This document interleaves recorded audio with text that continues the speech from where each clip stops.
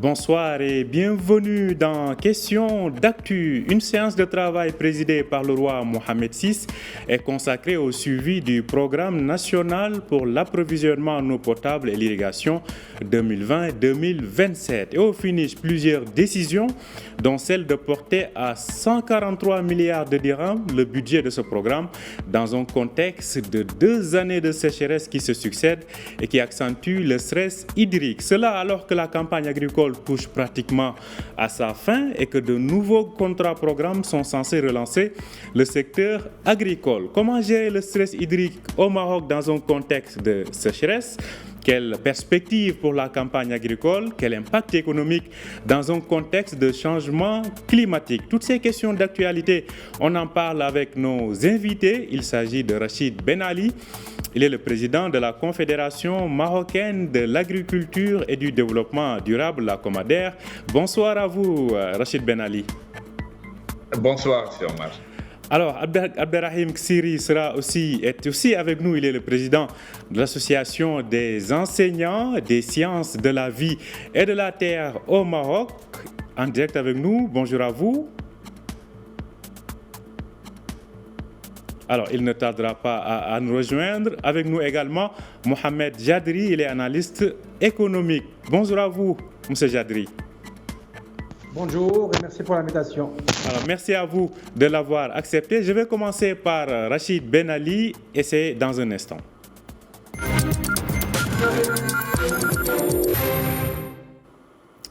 Alors, Rachid Ben Ali, vous avez suivi donc cette séance de travail consacrée à la situation, donc, au programme national d'approvisionnement donc en eau.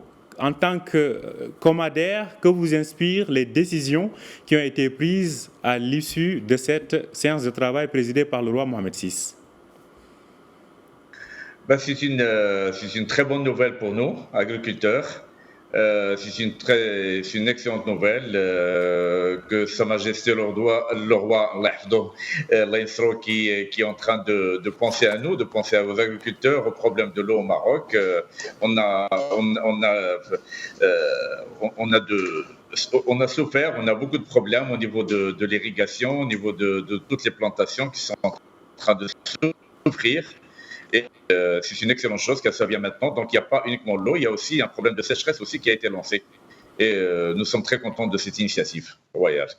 Une initiative donc qui fait le bonheur des agriculteurs. Je rappelle qu'entre autres, le plan donc d'urgence du programme de lutte contre les effets de la sécheresse a été donc réactivé sur instruction du roi, et aussi la distribution d'eau dans le monde rural va être donc garantie. Alors, je me tourne vers Mohamed Jadri, économiste. Alors, quel impact cela peut avoir pour préserver aujourd'hui le contexte économique?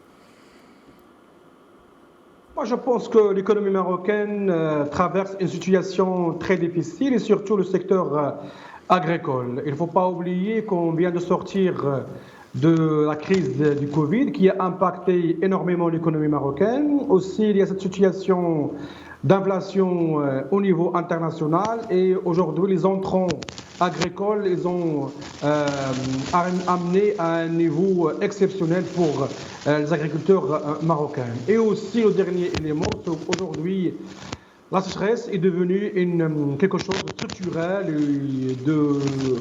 quelque chose qu'on va connaître au Maroc, 3, 4, 5 ans de sécheresse avec une saison moyenne. Moi, je pense qu'aujourd'hui, le souverain, c'est la 3e séance de travail qui préside.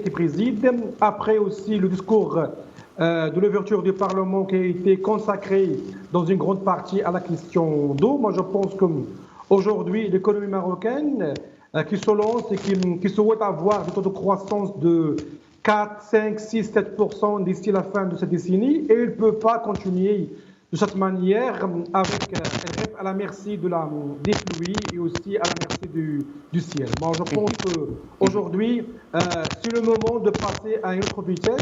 Cette vitesse, c'est premièrement basé sur 4 éléments essentiels. Moi, je pense qu'aujourd'hui, La question de l'interconnexion des bassins hydriques, c'est une question très importante parce qu'on a aussi des répartitions géographiques entre le nord et le sud du Maroc. Donc, à travers cette interconnexion, on peut trouver des solutions dans le futur proche. Ça, c'est un élément essentiel. Alors, on va y revenir sur tous ces éléments. Je retourne vers Rachid Ben Ali, le président de la Comader. Alors, Rachid Ben Ali, quel a été l'impact de ce stress hydrique que nous vivons, de ces années de sécheresse sur l'actuelle campagne agricole? Il est vrai qu'on a parlé des récoltes céréalières qui sont prévues, on y reviendra tout à l'heure, mais quand on prend l'ensemble des filières agricoles, quel a été l'impact de cette situation de déficit pluviométrique? Le problème aujourd'hui, quand on parle d'un changement, c'est un changement climatique. Ce n'est même plus maintenant un stress hydrique. Parce que la chaleur qu'on a connue au mois d'avril, c'est-à-dire il y a un peu plus de 15 jours, 3 semaines, vers la fin Ramadan, on était à plus de 40 degrés dans certaines zones au mois d'avril. Ces effets étaient beaucoup plus néfastes sur l'agriculture, sur certaines spéculations, beaucoup plus que le manque d'eau. Et je cite par exemple au niveau de l'olivier, on a vu des zones complètement anéanties avec ces sécheresses qu'on n'a jamais vues dans l'histoire, on n'a jamais vu ça. Donc il y a ça, il y a bien sûr les problèmes de stress hydrique, les barrages sont vides. Vous savez qu'aujourd'hui, on a 2 points de moins que l'année dernière en cette période-là. Et déjà l'année dernière, c'était une période très basse, on était à 34%, aujourd'hui on est à 32%. Donc quand même, c'est le premier phénomène. Donc automatiquement, il y a des zones où il n'y a plus d'irrigation, carrément. Des périmètres où il n'y a plus rien, c'est-à-dire le périmètre de Sedla, Marrakech, Chaouia, Doukala, c'est des périmètres où il n'y a pratiquement plus de grande irrigation. Et il reste, même au niveau de Gharb, de temps en temps on fait des lâchers, mais c'est plus l'irrigation qu'il y avait avant. Donc c'est automatiquement l'effet est sur pratiquement toutes les filières qui sont touchées. Que ce soit en arboriculture, que ce soit au maraîchage, que ce soit au niveau des filières sucrières, que ce soit au niveau de l'élevage pour les aliments de bétail. Donc, pratiquement sur toutes les filières sont touchées, en dehors des céréales aussi. Donc, c'est une... Oui. Pardon. Oui, effectivement, c'est une manière effectivement de contextualiser, surtout avec ces différentes décisions qui ont été prises hier lors de cette réunion. Je rappelle, entre autres, il est prévu donc ce programme de nouveaux barrages et aussi l'actualisation des coûts d'une vingtaine de barrages permettant ainsi d'augmenter la capacité de stockage à 6,6 milliards de mètres cubes. Alors, vous, comme vous le disiez, même en termes d'irrigation aujourd'hui, il y a des régions qui n'irriguent plus. Hier, le souverain a mis l'accent sur la nécessité au niveau des départements ministériels d'accélérer les différents programmes. Quels sont aujourd'hui les programmes, selon vous, qui vous paraissent urgents afin de sauver ce qui peut l'être de la campagne agricole? Campagne agricole, écoutez, c'est déjà difficile de parler maintenant de sauver une campagne agricole. Maintenant, on voit surtout l'avenir, surtout les prochaines années. Si on a la station de Casablanca, si elle est mise en service rapidement, parce que ça demande quand même 2-3 ans de construction, donc si on a cette mise en service assez rapidement de cette station, on pourra avoir une petite économie d'eau au niveau des barrages complexes Hansali ou Massira, pour essayer d'irriguer quand même la région de Chaouia ou Doukala, et aussi même au niveau de Tzadla. Mais il faut activer tout ça, c'est ça ça a été dit hier, c'est activer ce genre de projet. Il y a le projet qui est en cours, c'est un projet royal qui a été donné il y a 8 mois ou 7 mois, c'est le projet de transfert d'eau de Sebo à Bourgreg qui est en cours. Il va être achevé au mois de septembre.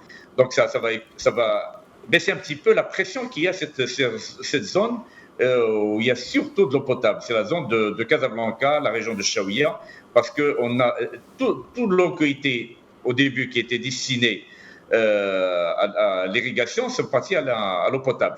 Et donc c'est ça qui doit être activé rapidement. C'est diminuer un petit peu cette pression sur les barrages que principalement étaient destinés à l'irrigation, qui sont devenus des barrages pour la sauvegarde de l'eau potable. Donc si on arrive à trouver d'autres solutions pour l'eau potable, on va alléger cette pression sur les barrages d'irrigation. Alors, on reviendra à une situation plus ou moins normale. Alors, il y a quand même un petit paradoxe qui se pose, c'est que même ces barrages aujourd'hui n'arrivent pas à retenir suffisamment d'eau. Vous l'évoquez, on est à 32% de retenue donc, des barrages par rapport à leur capacité. Comment faire en sorte qu'il y ait... On a évoqué ce projet d'interconnexion des bassins hydrauliques de Sébou, de Bourg-Grec et de Oumourabia, avec donc la réalisation de la tranche urgente de cette interconnexion sur 67 km. Mais justement, au niveau des barrages, comment faire en sorte, en dehors de la pluie, y a-t-il d'autres solutions qui peuvent subsister aujourd'hui? C'est le transfert d'eau, il n'y a pas autre chose. Au niveau des barrages, c'est le transfert d'eau et la construction de nouveaux barrages dans des zones où il y a encore un potentiel. Je cite l'exemple de le barrage de Mdez, qui a pris beaucoup de retard, il a pris plus de 3 ans de retard, qui sera prêt en principe vers fin 2024 ou début 2025. C'est un barrage où il y a de l'eau. S'il y avait ce barrage-là, on pouvait avoir de l'eau et suffisamment d'eau pour irriguer la plaine de Saïs. Malheureusement, c'est un barrage qui a pris beaucoup de retard. Ça, c'est un des exemples. Parce qu'il y a des zones où il y a encore un potentiel d'eau. Sinon, il y a le transfert. Il y a toujours un barrage, comme le barrage d'Ouahda, où il y a quand même, aujourd'hui, il y a 2 milliards de mètres cubes stockés. Et c'est des barrages qu'on peut transférer vers ce qui va se faire maintenant vers Bourg-Grec, mais on peut aller plus loin même. Et c'est ça ce qui est intéressant, c'est ce qui est possibilité. Donc, il y a aussi des constructions de barrages dans des zones où il y a potentiel encore. Alors, je me tourne vers Mohamed Jadri. On a dit tout à l'heure par rapport à cet impact économique. Aujourd'hui, dans le long terme, on dit qu'au Maroc, c'est le secteur agricole et le secteur agricole dépend énormément de la pluie, c'est ce qui fait l'économie. Si aujourd'hui, on assiste à une nouvelle année où le secteur agricole risque d'avoir certaines faiblesses en termes de rendement, quel devrait être l'impact économique à s'attendre dans les mois à venir, notamment sur le plan de l'inflation? Je pense que la répartition et aussi la contribution du secteur agricole dans l'économie marocaine, c'est une contribution assez importante parce qu'aujourd'hui, on parle sur 4% de croissance. C'est avec un secteur agricole qui va contribuer à la hauteur de 1,5 à 2% minimum. Donc l'impact de la sécheresse sur l'économie marocaine, il est évident et on le voit de nos propres yeux. Moi, je pense qu'aujourd'hui, la question de la sécheresse est devenue une question structurelle. Il faut qu'on règle ce problème-là. Aujourd'hui, on parle de la sécurité alimentaire et aussi de la souveraineté alimentaire. On ne peut pas y arriver à ce stade-là si on n'arrive pas à régler ce problème de l'eau. Aujourd'hui, il y a cette question-là et il va rester avec nous au moins sur 3, 4, 5, 6 ans d'ici la fin de la décennie, mais il faut qu'on trouve une solution radicale pour irriguer les secteurs agricoles ici au Maroc. Moi, je pense que l'impact de la sécheresse, on ne peut pas le nier. Aujourd'hui, il y a une inflation. Pourquoi? Parce que les entrants agricoles, ils ont arrivé à un niveau record au niveau international. Il y a aussi le coût de la production pour les agriculteurs au niveau local, aussi à travers les produits pétroliers, le transport, la main-d'œuvre. Les entrants aussi, ils ont arrivé à un niveau record. Mais aujourd'hui, on arrive à un niveau qu'on ne peut pas le supporter, surtout pour les causes sociales des pauvres et aussi la cause sociale moyenne. Moi, je pense, par exemple, on parle aujourd'hui d'un kilo de volaille, il est à 27 dirhams, du jamais vu ici au Maroc, et on ne peut pas continuer avec ça. Aujourd'hui, il faut travailler, il faut avoir un équilibre entre un secteur agricole exportateur. Ça, c'est un élément essentiel pour l'économie marocaine parce qu'on va rentrer de la devise et aussi on va faire travailler les gens ici au Maroc. Il ne faut pas oublier que le secteur agricole, c'est le premier employeur ici au Maroc, mais en parallèle, il faut garder ce qui concerne les céréales, les produits de l'huile, du sucre, le maïs. Ce sont des éléments qu'on devrait les garder pour avoir un équilibre entre une consommation locale et aussi une consommation exportée à l'international. Alors, je me tourne vers Rachid Ben Ali, à nouveau en tant que président de la Comader. On a parlé aussi hier lors de cette séance de travail consacrée au secteur de l'eau, de la nécessité de mobiliser les eaux non conventionnelles. Je fais référence notamment au dessalement d'eau de mer et au traitement des eaux usées. Aujourd'hui, dans le secteur agricole, si on prend la région du Souss Massa, où la nappe phréatique est elle-même entamée, pensez-vous que cette mobilisation à travers de ces eaux non conventionnelles à travers le dessalement d'eau de mer pourrait être une bouée de sauvetage pour le secteur agricole dans cette partie du royaume? Je pense qu'on n'a pas le choix. Hein. On n'a pas le choix. On a deux solutions encore qu'on doit utiliser. C'est le dessalement. Nous avons quand même 3500 km de côte et nous avons des terres fertiles tout au long d'une grande partie de notre littoral. Donc, il y a cette possibilité de dessalement et d'irrigation de toute une zone, d'une bande de 40-50 km au niveau de toute la côte. Il y a cette possibilité en premier. Et ça, je ne cite que si on parle de Chaouia, de Kala, et ces régions qui ont un potentiel très important au niveau de Souss aussi, parce que la station de dessalement de Souss a été destinée au début à l'agriculture. Mais avec le décalage, le retard au niveau de l'eau potable, donc ils étaient obligés de partager à moitié avec l'eau potable, avec l'eau potable de la ville d'Agadir et des villes avoisinantes. Maintenant, des stations de dessalement, on n'a plus le choix. On est obligé de passer par là. Il y a ce côté-là, ces stations de dessalement.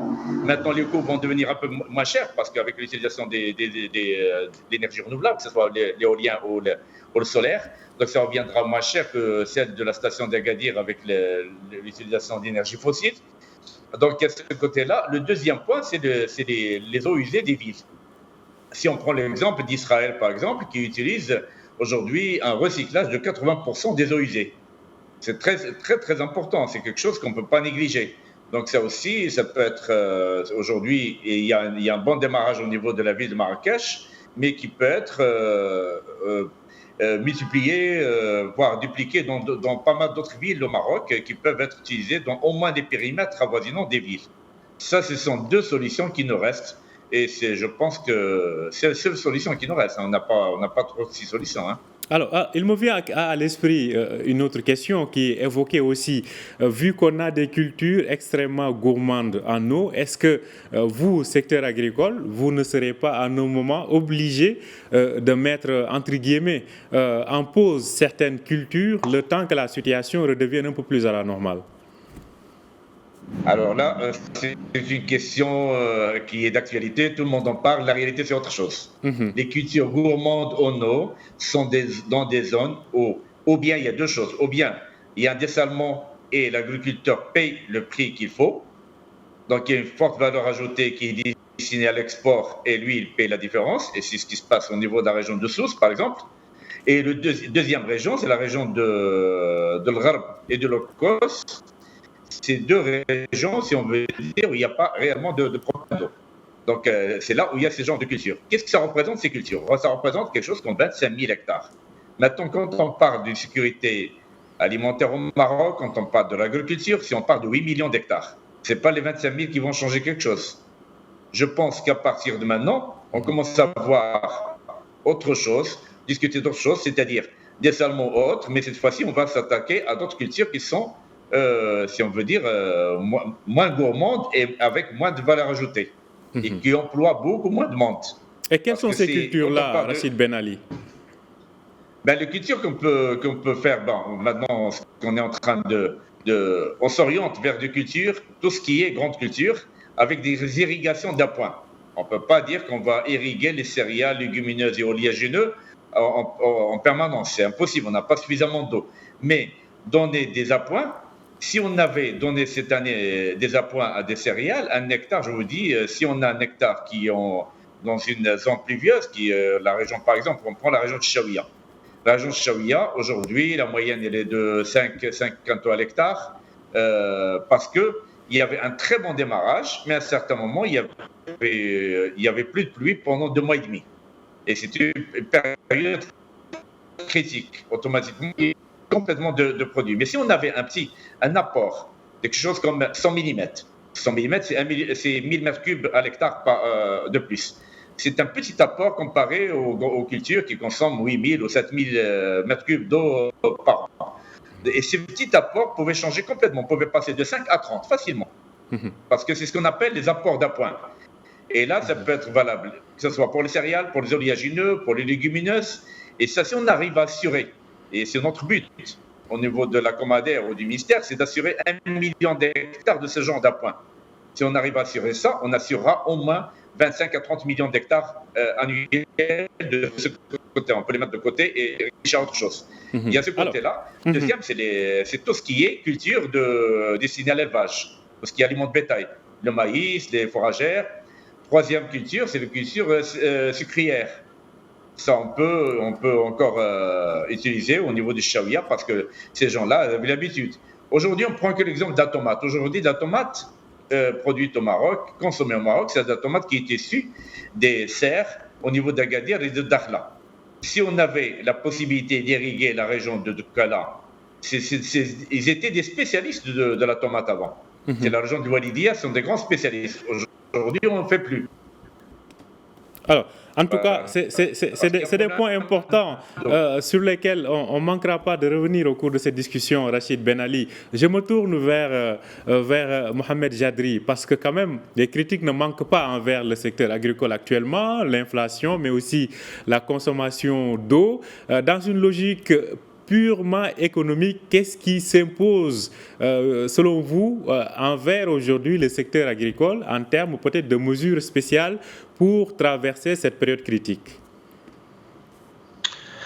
Moi, je pense qu'aujourd'hui, au Maroc, on a suffisamment été fiers d'avoir une autosuffisance en matière de tout ce qui concerne les légumes, les fruits, la viande rouge, le volaille, les œufs, tout ça, ces dernières 20 années. Mais aujourd'hui, on a un problème, parce que lorsqu'il y a un problème au niveau international, il impacte sur l'économie marocaine et sur le secteur agricole d'une manière directe. Aujourd'hui, il faut qu'on arrête cette dépendance de l'international à travers essentiellement ce qui concerne l'élevage. Aujourd'hui, il y a un grand problème d'élevage au Maroc parce que les gens, avec la sécheresse et aussi avec le coût, ils n'arrivent pas à répondre à ces besoins d'une manière quotidienne. Aujourd'hui, l'État il a subventionné certains produits, mais on ne peut pas tout subventionner.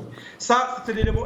Donc aujourd'hui, il faut qu'on arrive à approvisionner les agriculteurs et surtout les petits agriculteurs des matières premières pour arriver à avoir des questions d'élevage de manière générale. Et aussi, ce qui concerne les céréales, le maïs, les produits pour les fruits et légumes, il faut avoir un équilibre entre les produits exportés et les produits au niveau local. Mais on a aussi un grand problème dans la chaîne d'approvisionnement. Parce qu'aujourd'hui, il y a pas mal d'intermédiaires, il y a pas mal de monopoleurs, il y a pas mal de gens qui interviennent dans cette chaîne d'approvisionnement qui, en fin de compte, on trouve que l'agriculteur a vendu les tomates, ou bien les bananes, ou bien les pommes à 3 dirhams, 4 dirhams, mais en fin de compte, on les achète à 15 dirhams, à 16 dirhams. Parce que cette chaîne-là, il y a plusieurs intermédiaires. Aujourd'hui, cette chaîne d'approvisionnement, il faut la revoir. Et moi, je pense qu'à travers ces éléments-là, on peut impacter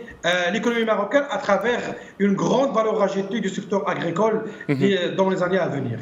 Alors, on a évoqué depuis tout à l'heure dans cette émission les aspects vus des producteurs agricoles, mais aussi sur le plan macroéconomique. Je vous avais annoncé Abderrahim Ksiri, il est le président de l'association des enseignants des sciences de la vie et de la terre au Maroc. Il devait être avec nous depuis le début de cette émission. On a le plaisir de l'avoir, en tout cas avec nous, même si on a évoqué pas mal de questions. Mais alors, Mohamed Ksiri, il y a une question centrale qui se pose et qui fait peur, bien évidemment. C'est est-ce que nous sommes appelés désormais à vivre sous cette période de stress hydrique et de sécheresse qui s'enchaîne d'année en année? Oui, en réalité, le stress hydrique, il a été déjà dit et redit. Il a été déjà sujet de plusieurs rapports des scientifiques et surtout du GIEC. C'est le groupe intergouvernemental des experts du climat.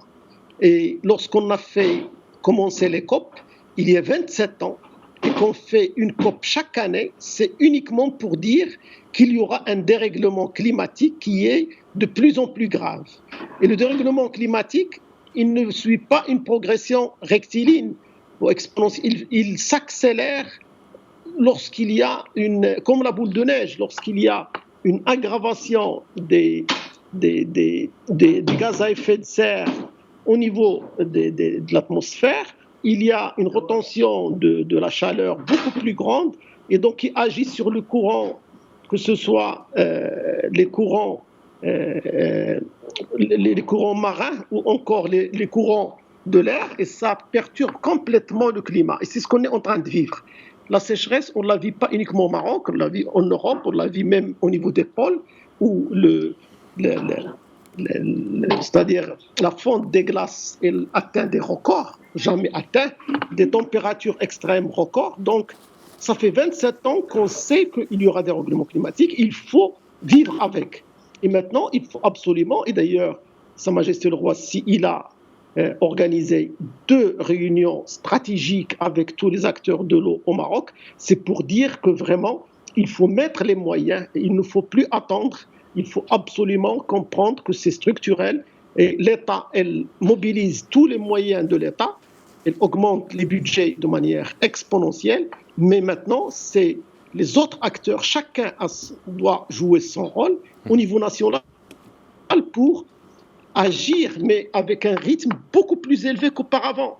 Parce que le problème, c'est aussi le temps de réaction, le temps d'adaptation de l'agriculture, le temps d'adaptation de l'industrie, le temps d'adaptation des territoires et aussi la capacité de résilience. On ne peut plus continuer à planifier comme si tout est normal. On ne peut plus continuer à gérer les projets comme si il faut accélérer. Et d'ailleurs, le ministère de l'Équipement et de l'Eau, c'est ce qu'il est en train de faire. Il est en train d'accélérer très rapidement des chantiers qui auraient pu demander une période beaucoup plus longue. Et il faut que le Parlement, avec le gouvernement, surtout les ministères concernés, puissent promulguer la loi de l'économie circulaire, parce qu'on ne peut pas gérer l'eau sans l'économie circulaire. Il faut que les agences des bassins, avec les conseils de l'eau, instaure une véritable gestion intégrée des ressources en eau totalement différente de ce qui se fait auparavant. Il faut absolument aussi mettre les moyens sur les petits projets de mobilisation, d'économie et de pollution. Voilà. Alors,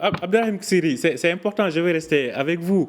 C'est le secteur agricole notamment, il y a la disponibilité de l'eau, mais aussi le secteur agricole qui nous intéresse. En tant que, disons, scientifique, quel conseil auriez-vous aujourd'hui à donner au secteur agricole dans le contexte que nous vivons et selon les prévisions que vous venez de faire ? Oui, s'il y a un secteur qui doit connaître une réforme de fond de stratégie, c'est le secteur agricole. C'est parce que c'est lui qui consomme bien sûr 85% de l'eau, mais aussi parce qu'il y a eu une politique qui a tenu compte d'une évolution progressive du dérèglement climatique. Maintenant, le cas est totalement différent. Et ça a été dit par les précédents intervenants avec qui je partage vraiment ce qui a été dit.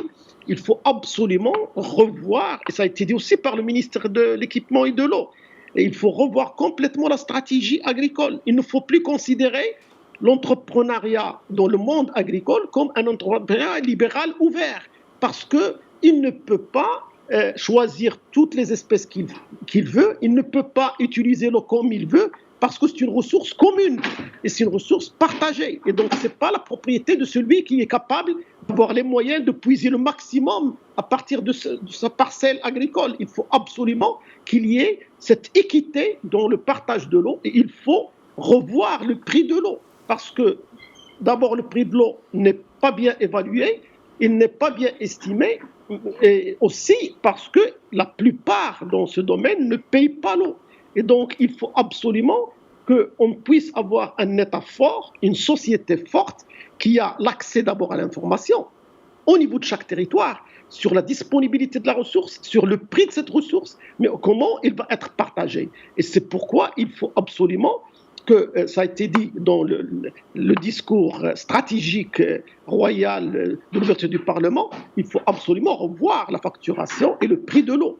Il faut absolument qu'on puisse sortir uniquement des efforts de l'État toute seule, avec la mobilisation par les barrages et le dessalement, aller vers tout ce qui est non conventionnel. Il y a la collecte des eaux de pluie par tous, les administrations, les collectivités, la population. Et là, il faut mettre de l'argent, des investissements incitatifs au niveau de chaque territoire. Il faut aussi l'économie circulaire pour empêcher la pollution de l'eau qui bloque les stations d'épuration ou rend le prix de le traitement beaucoup plus cher. Tout ça, ce sont des règlements pour aller vers l'efficacité, l'économie de l'eau, aller vers la réutilisation de l'eau et non pas uniquement la mobilisation. Parce que ça a été... On va y revenir. Je vais me tourner vers Rachid Ben Ali de la Comadère. Alors, Rachid Ben Ali, vous voyez qu'aujourd'hui, il est vrai que le secteur agricole a permis de régler pas mal de questions économiques, notamment en termes d'autosuffisance alimentaire. Elle est même aujourd'hui une agriculture exportatrice dans plusieurs filières. Mais vu la situation actuelle, je vous ai parlé des cultures tout à l'heure qui devaient faire l'objet d'un rationnement, mais comment le secteur agricole voit cette question de la gestion de l'eau par rapport à sa disponibilité? Quel geste ce secteur-là est prêt à faire aujourd'hui pour peut-être diminuer sa consommation, mais aussi comprendre cet enjeu de l'eau, notamment dans cette question d'inflation? Écoutez, au niveau de l'eau, le plan Maroc Vert a fait un effort énorme. On est passé de 250 000 hectares en goutte à goutte à plus de 700 000 hectares.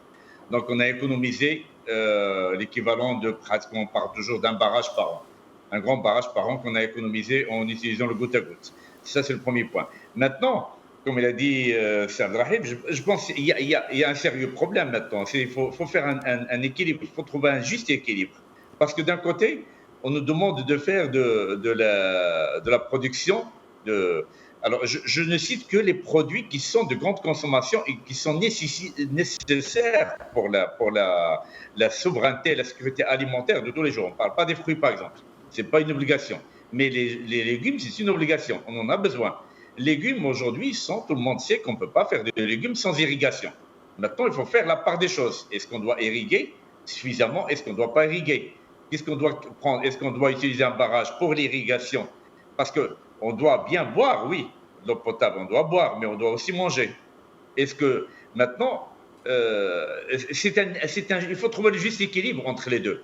C'est pas facile, hein, c'est un équilibre qui demande une bonne gymnastique. Parce que là, il faut produire.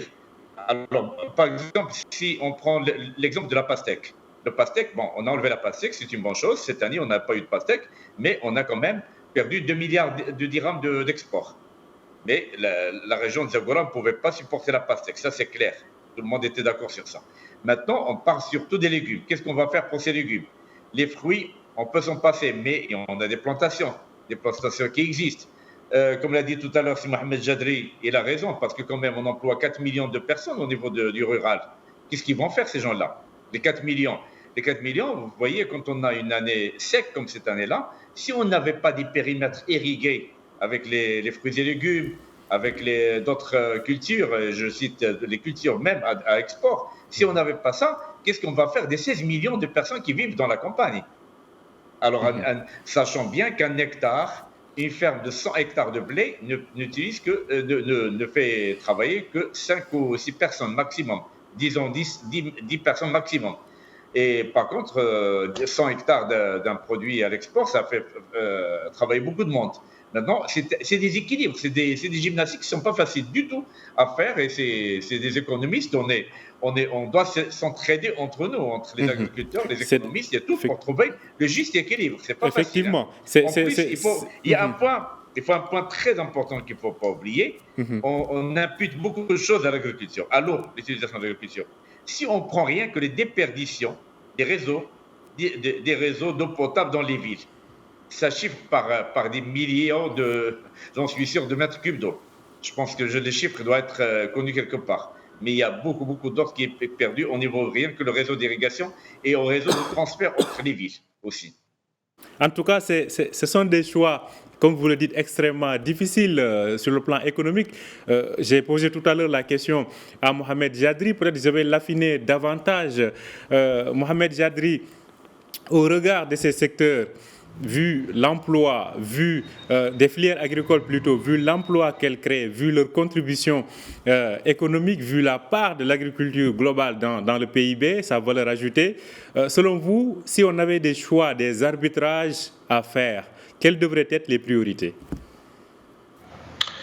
Non, moi je pense qu'aujourd'hui on a besoin d'un dialogue entre les différents acteurs du secteur agricole ici au Maroc. Aujourd'hui, il n'y a personne qui est contre le Maroc vert, il n'y a personne qui est contre Generation Green, mais aussi il n'y a personne qui est d'accord avec cette taux d'inflation qui arrive à des niveaux records au niveau marocain. Et aussi, il y a personne qui va accepter qu'on va acheter demain la farine, ou bien le maïs, ou bien des produits d'huile, ou bien ce qui concerne la viande ou le volaille à des prix exorbitants. Moi, je pense qu'aujourd'hui, à travers la communication et à travers le dialogue, aujourd'hui, le secteur agricole contribue au développement du pays, quelle que soit la situation. Il ne faut pas oublier que les 4% qu'on souhaite vers la fin d'année, les 2% arrivent avec le secteur agricole.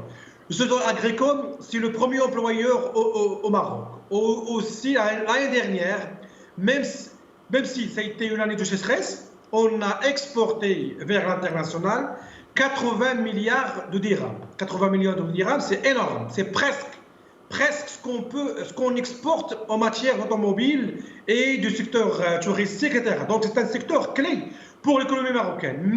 Mais aujourd'hui, il y a des questions de post-Covid, il y a des questions des entrants qui arrivent à des niveaux d'inflation qu'on ne peut pas accepter, et il y a aussi la question de la sécheresse qui devient structurelle pour l'économie marocaine. Donc aujourd'hui, comme l'a dit M. Benali, je pense qu'aujourd'hui, il faut avoir un équilibre entre une agriculture exportatrice qui arrive à avoir des devises pour qu'on paye nos engagements et aussi qu'on paye notre dette en devises, mais aussi pour répondre aux besoins des Marocains à travers la sécurité alimentaire en premier lieu, mais ce qui est essentiel, c'est d'avoir une souveraineté agricole d'ici la fin de cette année. Aujourd'hui, voilà, comme on a dit tout à l'heure, par exemple, les stations de dessalement, ça coûte de l'argent, mais aujourd'hui, moi je pense avec les 140 milliards de dirhams dans le projet royal, aujourd'hui on a les moyens nécessaires. Mais il faut accélérer la vitesse pour mettre en œuvre ces projets sur le terrain pour ne pas être dépendant de ces questions à la merci du ciel. Mais je pense que l'arbitrage devrait être fait. Il faut tout d'abord assurer les légumes et les fruits pour l'économie marocaine. Il faut assurer les entrants pour ce qui concerne la question des élevages. Et aussi, il faut plus accepter, par exemple, voilà, comme on a dit, les pastiques à Zagora, ce n'est plus accepté, mais on peut avoir des pastiques, par exemple, dans la région de Chaouia, dans la région de l'Arab, là où il n'y a pas de problème d'eau. La même chose pour l'avocat, la même chose pour les fraises, parce qu'elles sont demandées au niveau international. Mais on ne peut pas continuer de cette manière qu'on a aujourd'hui. Parce qu'il faut avoir un équilibre entre la consommation locale et l'exportation au niveau international. En tout cas, des choix s'imposent. Je me tourne vers le scientifique Abderrahim Ksiri. Quelles sont, selon vous, les cultures à privilégier ou les méthodes de culture à privilégier et qui pourront s'adapter aux changements climatique que nous vivons? Il est vrai qu'il y a le programme de l'adaptation, l'initiative de l'adaptation de l'agriculture africaine au changement climatique, mais en termes de culture, et je parle de façon vraiment purement scientifique, quel type de culture devrait davantage s'adapter au contexte actuel de rareté de la ressource hydrique? Oui, je crois que c'est une continuité de votre première question sur les priorités. En réalité, les priorités sont claires. La priorité numéro 1, c'est l'eau potable. Il faut donner l'eau à boire aux humains et au bétail. Parce que s'il n'y a pas l'eau pour abreuvoir les bétails, eh ben vraiment, le premier perdant, c'est l'agriculteur, surtout les petits agriculteurs. Donc, il faut absolument qu'il y ait cette eau potable pour lui-même, mais aussi pour les animaux. La deuxième priorité qui suit, c'est la sécurité alimentaire. Et là, il faut absolument soutenir tous les types d'agriculture qui sont économes en eau. On ne peut pas se permettre d'exporter alors que les Marocains n'ont pas quoi manger, sauf s'il y a un équilibre entre l'argent qui sort et qui est réinvesti pour acheter du blé, parce que généralement, même si on exporte ou n'exporte pas, on a toujours besoin d'importer des aliments de base, comme le blé, comme l'huile, etc., et qui sont essentiels pour tous les Marocains. On est toujours importateur, même si on exporte. Et toujours la balance commerciale, elle n'est pas positive, elle est toujours négative. Toujours ce qu'on paye en important, elle est supérieure à ce qu'on vend à l'extérieur. On a ce problème encore, mais il faut essayer de l'étudier de manière scientifique. C'est pourquoi ici la science elle est essentielle. La même chose, il faut essayer de garder des réservoirs stratégiques. Il ne faut pas tout épuiser. La nappe phréatique, s'il est épuisé, tous les arbres fruitiers où les agriculteurs ils ont investi 5 ans pour attendre un fruit, ils vont être perdus. Il faut absolument que la nappe phréatique soit préservée pour les arbres fruitiers et pour les arbres des forêts, parce que sans les forêts, il n'y a ni cycle de l'eau, ni sol, et la désertification s'accélère de manière catastrophique. C'est pourquoi il y a des choix. Et les investissements doivent être très bien orientés vers l'économie de l'eau, doivent être très bien orientés vers les espèces qui sont économes, qui sont adaptées.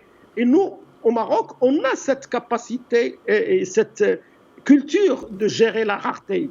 On a des espèces qui sont... On a l'INRA, qui est c'est-à-dire c'est un institut de recherche agricole qui a fait d'excellentes études, qui le fait à l'échelle africaine.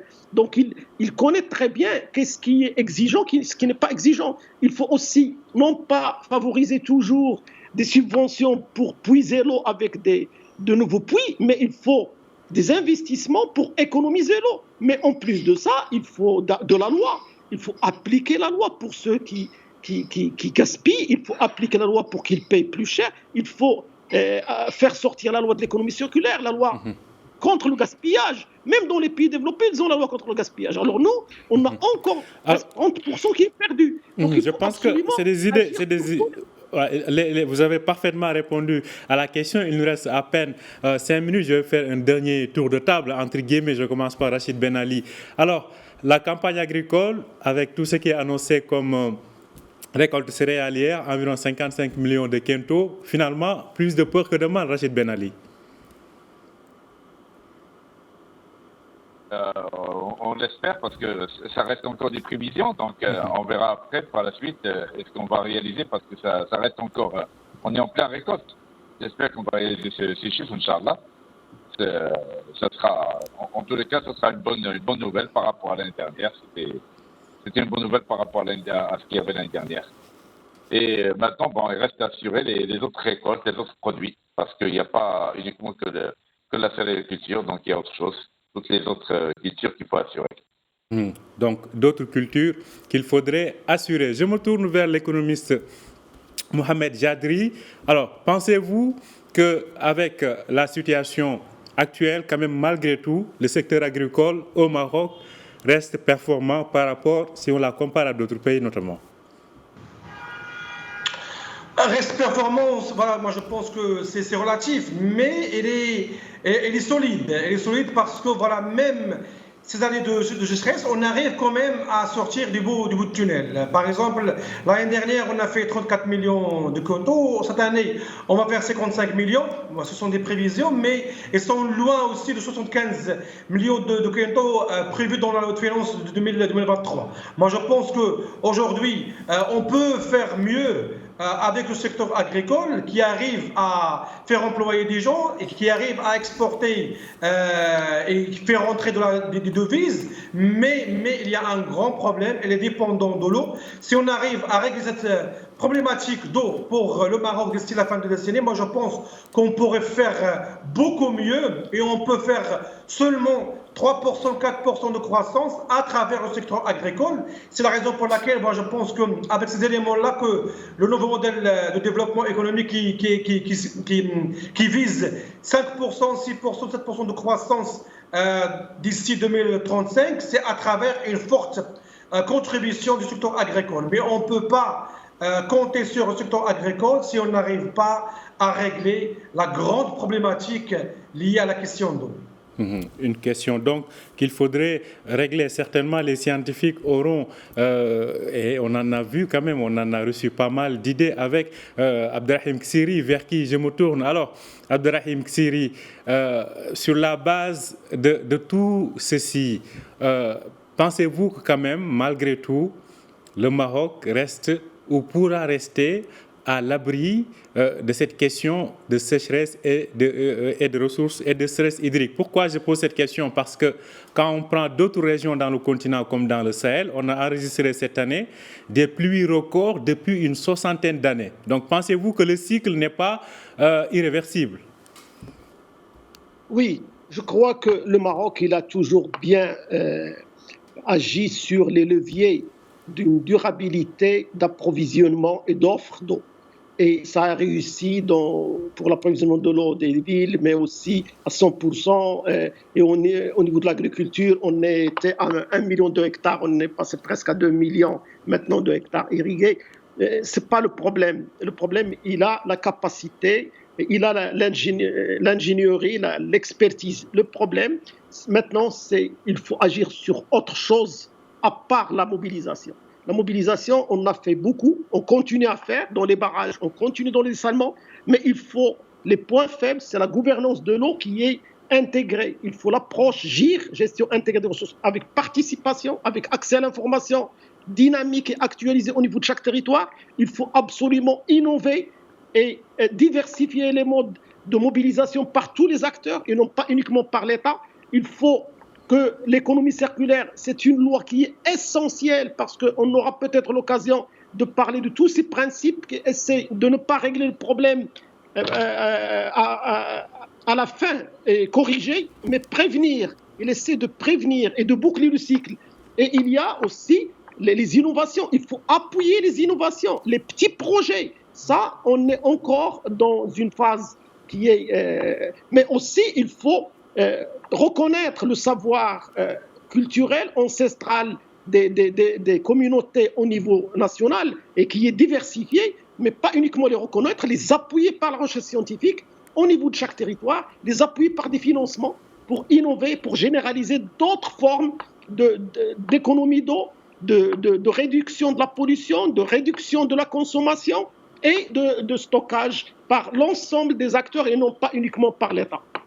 En tout cas, ce sera peut-être le mot de la fin. Je vous remercie à vous trois, Rachid Ben Ali, qui est le président de la Confédération marocaine de l'agriculture et du développement rural, la COMADER, Abderrahim Ksiri, président de l'Association des enseignants des sciences de la vie et de la terre au Maroc, ainsi que Mohamed Jadri, analyste économique. Merci à vous trois d'avoir accepté notre invitation. Merci à vous aussi de nous avoir suivis. Je rappelle que vous pouvez retrouver questions d'actu sur notre site www.medianews.com. Bonne suite de programme sur Médien TV.